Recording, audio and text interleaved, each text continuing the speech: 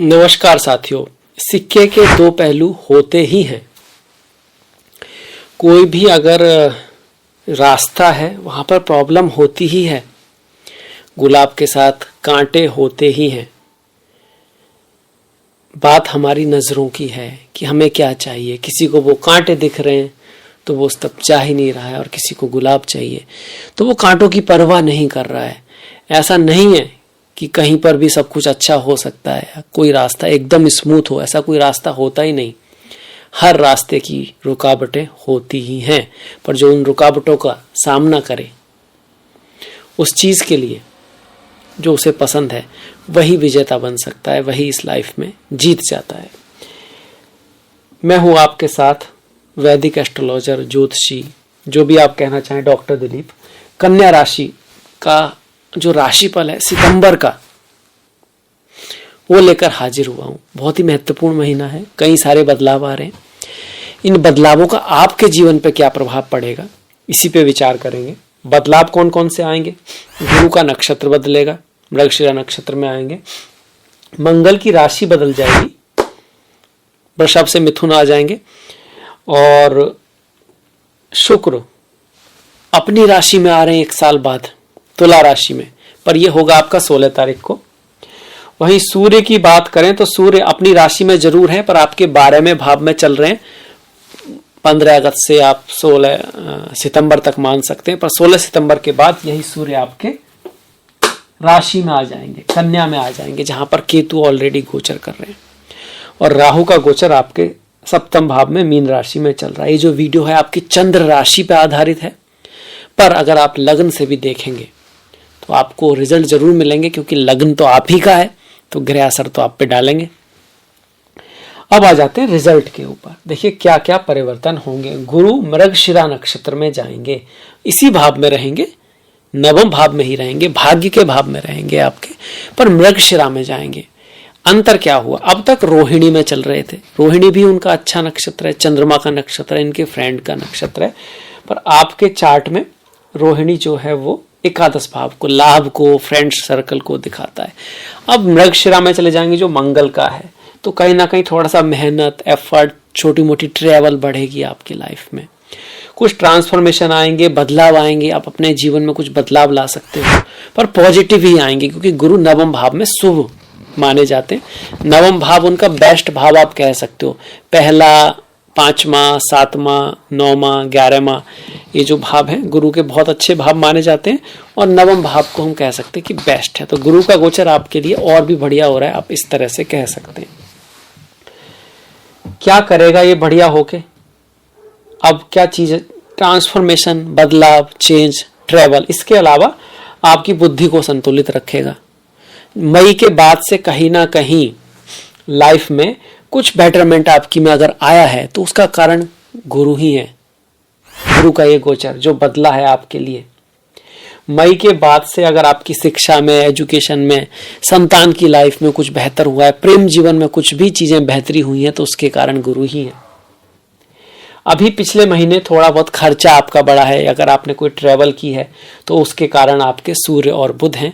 अगर आपके करियर में कुछ उतार चढ़ाव चल रहे हैं, अगर आपके स्वास्थ्य में कोई दिक्कत चल रही है पिछले 1 साल से, और आपकी जो पार्टनरशिप है, बिजनेस है, दूसरों के साथ जो रिश्ते हैं उसमें कुछ उठल पठल चल रही है, तो उसके कारण राहु और केतु चल रहे हैं। अगर ऐसा कुछ है तो आप लिखिएगा जरूर। खैर, अब रिजल्ट पे आ जाते हैं मंगल के, जो 10वें में आ रहे हैं। 10वें में मंगल बहुत बढ़िया, बहुत बेहतरीन माने गए, क्योंकि मंगल एक आक्रामक ग्रह है, और करियर में तो आक्रामकता की आवश्यकता होती है। देखिए, चीजें सभी सही होती हैं, पर हर जगह जगह रिश्तों में आप आक्रामक होगे तो आपको कष्ट दे जाएगा, आपको दिक्कत आ जाएगी। पर अगर करियर में आप बैक सीट लोगे, अपना ध्यान, अपनी बातों को सामने नहीं रखोगे, या फिर सोचोगे कल कर लेंगे तो दिक्कत हो जाएगी, तो उस मामले में मंगल यहां पर अच्छे हैं। पर मंगल आपके 3य भाव और 8वें भाव के मालिक हैं। 3य भाव को भी कारक भाव नहीं माना गया है, 8वें भाव को भी कारक भाव नहीं माना गया है। तो इस वजह से जब वो 10वें में आएंगे तो ट्रेवल, ट्रांसफर, बदलाव, चेंजेस होने का चांस बढ़ेगा अगर आपकी मंगल की दशा महादशा है और आपकी कोई बहुत अच्छी दशा नहीं चल रही है तो। चूंकि आपके शनि और गुरु अच्छे हैं और आपकी कोई ठीक महादशा हुई तो आपके लिए बढ़िया महीना होने वाला, बहुत वंडरफुल महीना होने वाला है। अच्छी चीजें मंगल क्या करेगा, घर भूमि वाहन का लाभ करा सकता है, रियल एस्टेट, जमीन, हथियार, स्पोर्ट्स, आर्मी, फोर्स, मिलिट्री, इस तरह के किसी काम में हैं आप, तब आपके लिए बहुत बढ़िया। कमीशन का काम, मतलब कोई भी आप सेवा देते हैं तब उस पर कुछ पैसे लेते हैं, आप कोई किसी चीज को लेके बेचते हैं, कुछ खरीदते हैं, कमीशन का काम करते हैं, क्लाइंट बनाते हैं, कुछ भी ऐसा करते हैं, उसके लिए मंगल यहाँ अच्छा रहेगा। आपको सोबत का हल्का सा ध्यान रखना है इस महीने। कहते हैं अगर किसी का ये देखना है कि फ्यूचर में, भविष्य में कैसा रहने वाला है इसका भविष्य, तो उसके 5 जो सबसे करीबी दोस्त हैं उनको आप जान लीजिए। इंटरनेट पर वो व्यक्ति क्या देखता है, सुनता है, पढ़ता है पूरे दिन या शाम को, वो देख लीजिए, आपको आइडिया हो जाएगा। क्योंकि जो विचार देखोगे, सुनोगे, मन में होगे, वैसे ही कर्म करोगे, और जैसे कर्म करोगे उसके रिजल्ट कहीं ना कहीं मिलेंगे जरूर। पूरी तरह से रिजल्ट हमारे हाथ में नहीं है, कर्मण्डे वाधिकारस्ते मां फलेषु कदाचन, पर कर्म तो हमारे अधिकार में है, और जो हम कर्म कर रहे हैं उससे ही भाग्य का निर्माण होगा। जो पहले कर चुके हैं वो कर्म अवश्य हमको कहीं ना कहीं उसका रिजल्ट मिलना ही है, पर जो कर रहे हैं वो भी तो कर्म ही है। तो जो दोस्त हैं, जो हम देख रहे हैं, जो हम सुन रहे हैं, जो हमारे अंदर जा रहा है, वही हमारे कर्म का निर्माण करेगा। तो मंगल क्या करते हैं, कभी कभी हमारे जो सोबत है कुछ ऐसी चीजों की तरफ ले जा सकते हैं जो थोड़ी सी नेगेटिव है, तो इस बात का खास ख्याल रखना है। क्रोध, हिंसा, जल्दबाजी, उतावलापन, इससे बच के रहना है करियर के क्षेत्र में, तभी मंगल अच्छा रिजल्ट दे पाएंगे। हनुमान जी की पूजा, लाल चीजों का दान, मीठी चीजों का दान कर सकते हैं, वो भी बहुत बढ़िया है। और वैसे भी मंगल की जो रेमेडीज हैं वो आप करते रहो तो बहुत अच्छा रहता है, कन्या के लिए, मिथुन के लिए, दोनों के लिए बहुत बढ़िया रहता है। अभी मंगल यहाँ से घर, गाड़ी, भूमि, वाहन के लिए तो अच्छे हैं, पर माता के स्वास्थ्य में कुछ दिक्कत कर सकते हैं। यहाँ पर उनकी उच्च की दृष्टि पड़ रही है, ये उनकी मित्र की दृष्टि है, तो कोई खास दिक्कत नहीं है। यहाँ पर उच्च की दृष्टि है तो आपके एजुकेशन के लिए अच्छा करेंगे, संतान भी कुछ बढ़िया कर सकती है, पर एजुकेशन में तो अच्छा है, पर आपके प्रेम में, रिश्तों में, दोस्तों के लिए, फ्रेंडशिप के लिए, वहाँ आपको थोड़ा सा ना मधुर रहना पड़ेगा, बहुत ज़्यादा स्ट्रिक्ट ना हो चीज़ों को, इस चीज़ का आपको ध्यान रखना है। प्रेम और रिश्ते में ऐसा हो सकता है आपको देना ज़्यादा पड़े, रेस्पॉन्सिबिलिटी थोड़ी, क्योंकि मंगल एक मैलेफिक ग्रह है, वहाँ पर जो रिजल्ट आपको अगर उस भाव का लेना है तो मेहनत करनी पड़ेगी, एजुकेशन में भी मेहनत करनी पड़ेगी, तब रिजल्ट आएगा। इसके बाद सूर्य का परिवर्तन, वैसे तो सभी राशियों के लिए सूर्य अपनी राशि में आए और एक साल बाद ऐसा हुआ, जो कि 15 अगस्त से लेकर करीब 17 सितंबर तक रहने वाले हैं, बहुत ही बढ़िया है, अच्छा माना गया। आपके लिए उतना तो बढ़िया नहीं है, 12वें भाव का स्वामी 12 में, फिर भी एक विपरीत राजयोग तो है। क्या है कि आपको फॉरेन चीजों से लाभ हो सकता है, आपका जो खर्चा जिस चीज पे करें वो बढ़िया रह सकता है, स्पिरिचुअलिटी, अध्यात्म के लिए अच्छा रह सकता है। पर चूंकि सूर्य 12 में है तो बॉस के साथ, पिता के साथ कुछ या कुछ खर्चा वर्चा होना, तो थोड़ा सा स्वास्थ्य का ध्यान रखना, क्योंकि 12वां भाव आपके हॉस्पिटल्स का भी है, खर्चों का भी है, और ये यात्राओं के लिए बढ़िया है आपके लिए यहाँ पर 16 के बाद जब ये सूर्य यहाँ आएंगे और साथ में ये जो शुक्र हैं ये यहाँ चले जाएंगे, तब चीजें ज्यादा बढ़िया दिखती हैं। आप कह सकते हो कि सितंबर का जो सेकंड हाफ है वो धन की दृष्टि से और ओवरऑल जैसे बोलते हैं दुनिया में आपका प्रभाव है, जॉब है, नौकरी है, उसके हिसाब से बढ़िया है। अगर सूर्य को देखें तो यहाँ जब आएंगे सूर्य तो आप एफर्ट ज्यादा करोगे, आपके अंदर स्वास्थ्य आपका बढ़िया रहेगा, यात्राएं, ट्रैवल आपको लाभ देंगी, पर थोड़ा गुस्सा और क्रोध से जरूर बचना रहेगा, आप जरूर आपको ना ध्यान रखना पड़ेगा। यहाँ पर जब सूर्य होंगे तो उस पर मंगल की दृष्टि होगी, तो क्रोध वगैरह का ख्याल आपको रखना होगा। वही केतु भी साथ में है, इस बात को ध्यान रखना है। जो केतु हैं एक पिछले करीब 8-9 महीने से एक दिशाहीनता, कहीं ना कहीं चीजें कर तो रहे हैं, एफर्ट तो करें कि जिंदगी जा किधर रही है उसके बारे में थोड़ा सा शक का होना या चीजों का एंड रिजल्ट ना दिखना, अगर ऐसा चल रहा है तो वो केतु की वजह से है। क्या करें, भगवान श्री गणेश की पूजा करें। काले कुत्ते के लिए आप कुछ भी कर सकते हैं, उसको खाना खिला सकते हैं। अगर कोई कुत्ता आपको दिखाई देता है जो इंजर्ड है तो आप उसकी हेल्प कर सकते हैं। ये सब चीजें बहुत बढ़िया रहेंगी। इसके साथ साथ संतों के लिए कुछ करना केतु के लिए बहुत अच्छा होता है। घर का जो ब्रह्म स्थान है वहां पर दूध केसर आदि का मिश्रण अगर हम वहां पर छिड़कते हैं तो उसको भी बढ़िया माना गया है।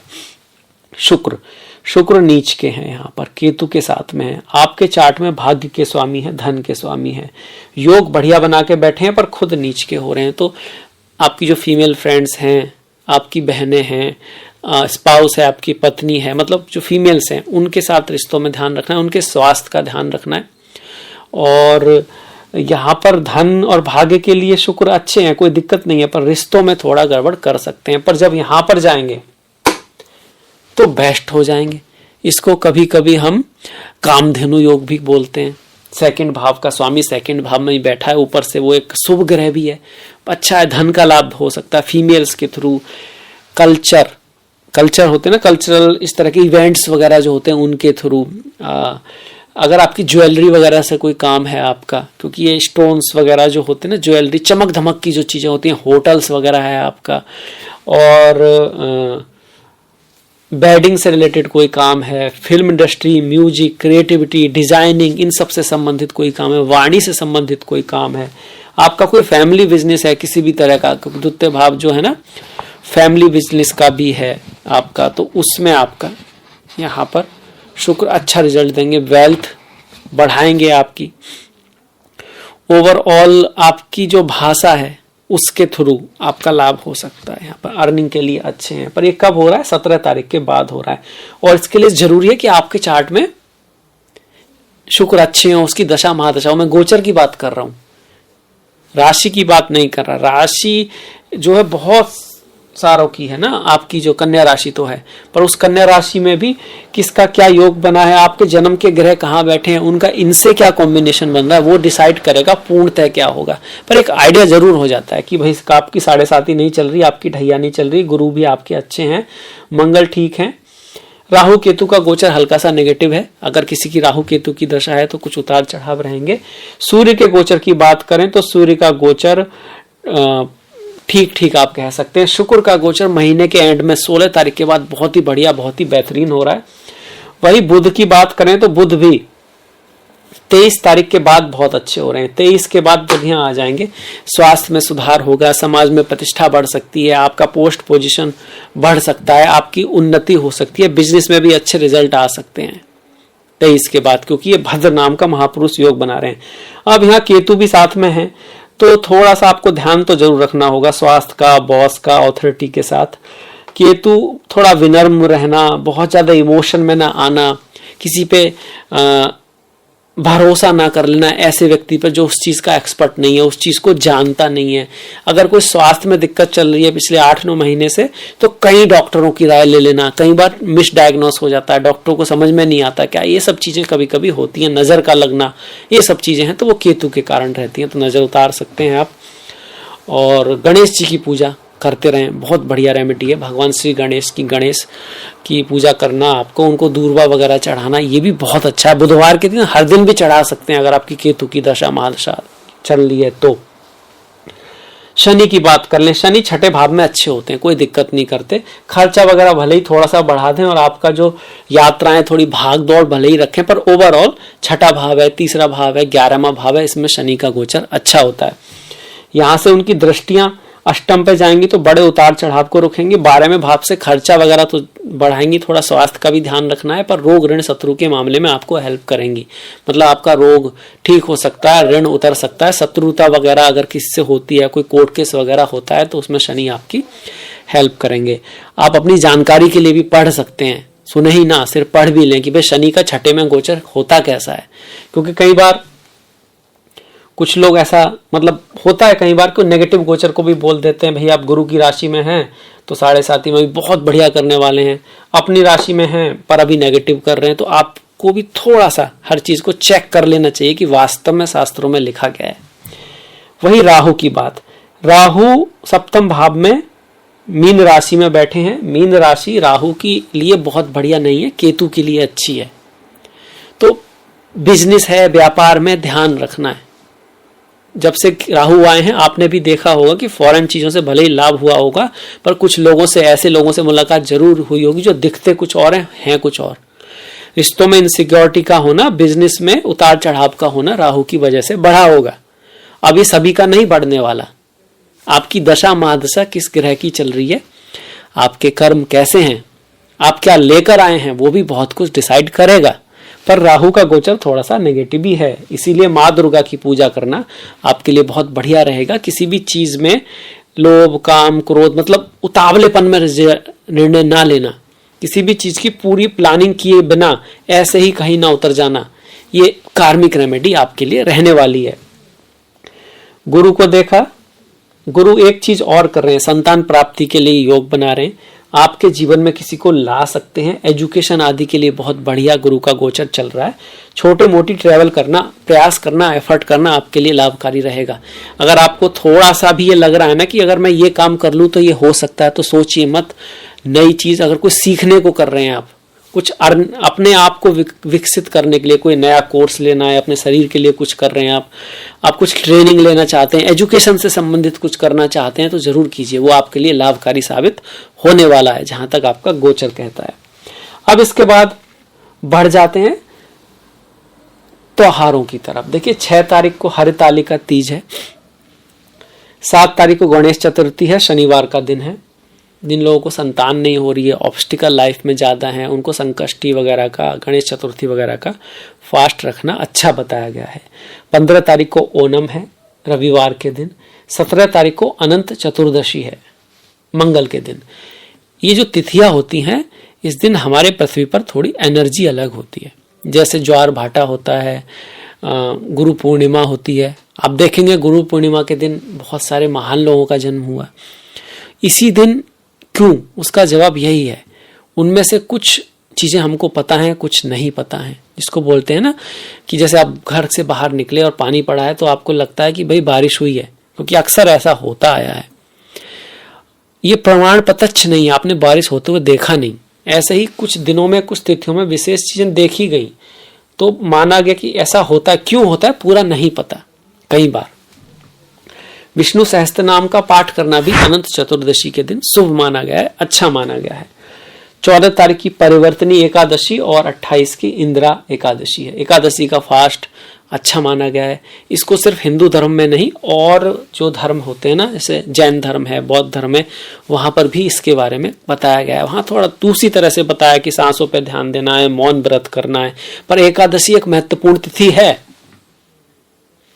इसके बाद 15 और 29 का प्रदोष पर्व, 1 तारीख का शिवरात्रि है, ये सूर्य को पड़ेगी शिवरात्रि। 20 तारीख की संकष्टी, 2 तारीख को भाद्रपद की अमावस्या है। अमावस्या जब सोमवार को पड़ती है, मंडे को पड़ रही है, तो एक महत्वपूर्ण होता है। पूर्णिमा भी मंडे को पड़े तो महत्वपूर्ण होती है।